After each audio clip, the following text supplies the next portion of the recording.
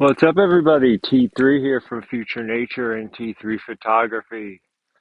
So, even though the power came back on yesterday, blessedly about 1 p.m., we're going to pretend that we're in a survival situation right now.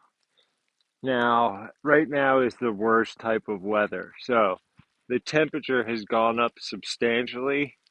Where it was single digits a few days ago, it is now let's see, what is good old watch say 45 degrees, and it is raining, and it is a slushy, gross, dangerous mess out here. Just walking down, uh, you know, 30 yards outside my back door in this little hillside here in my stagger mucklucks, I was I was slipping, because it's just that worst type of snow that sticks to everything. And unlike when the temperatures are below freezing and the snow doesn't stick to your clothing, this is the type of moisture that really just soaks in unless you're dressed properly. And once again, I cannot speak highly enough about the properties of wool. Where it keeps us warm when it's dry. Right now, I currently have three wool layers on underneath my WeatherWool anorak.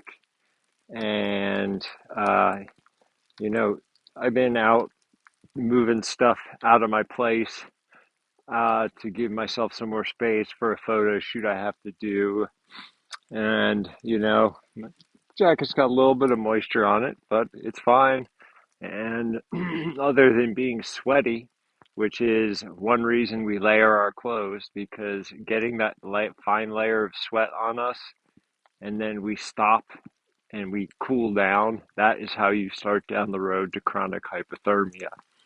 So in order to prevent that, that's when we use the layering system. I should have taken my jacket off when I was doing that work and then put it back on over my wool sweater. And even though it was wet, it would still dry pretty quickly once I got out of the rain.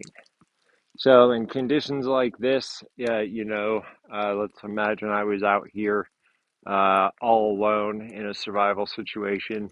I've got a couple things to think about. Number one is shelter, for sure. You are going to need to build some sort of shelter, uh, either using a combination of snow and tree boughs and a downed tree to make yourself an insulated little shack. You're going to need to get a fire going. If you're prepared, you always carry at least a pocket knife and a lighter on you.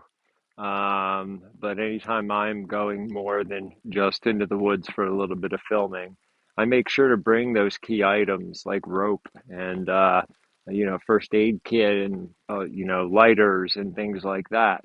Even though I know how to make a bow drill kit and I could go gather and make one, why would I waste my energy when I have big lighters?